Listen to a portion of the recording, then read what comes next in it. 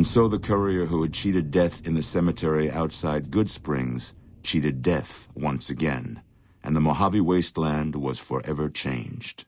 Caesar entered the Strip as though it was his triumph. The Legion pushed the NCR out of New Vegas entirely, driving them back to the Mojave outpost.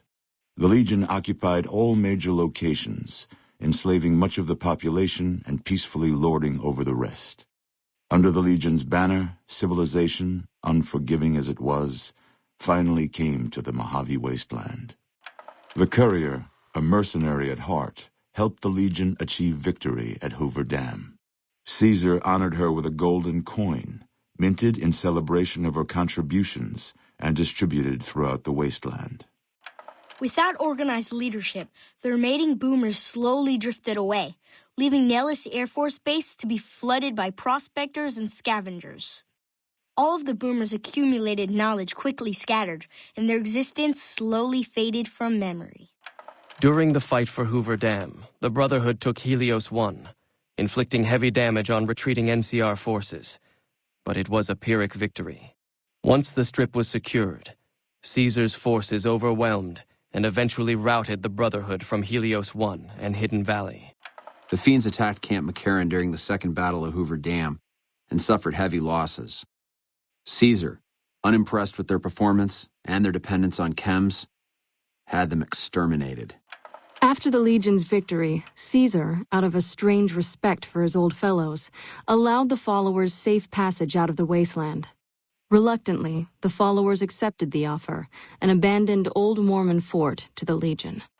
Travelers continued to stop by Good Springs Source for water on the Long 15, but rarely would anyone venture into the ruins of Good Springs itself.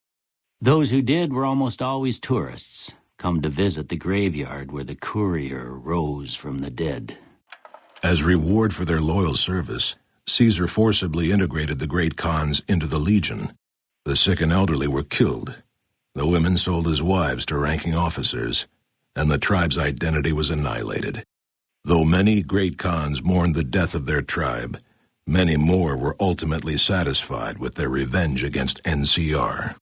After their victory at Hoover Dam, Legion troops rolled through Freeside. The kings tried to fight back, but most were killed, and the rest fled into the wasteland. Most powder gangers at the correctional facility fled into the wasteland rather than face the advancing forces of the Legion.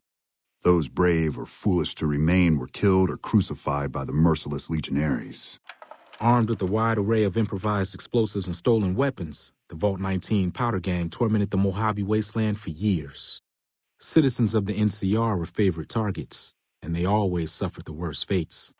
Prim, already torn apart by powder gangers, was dealt a killing blow by the courier. Though prospectors pick through the remains of the town from time to time, no one reestablishes it as a settlement. And so the courier's road came to an end, for now. In the new world of the Mojave wasteland, fighting continued, blood was spilled, and many lived and died just as they had in the old world. Because war never changes.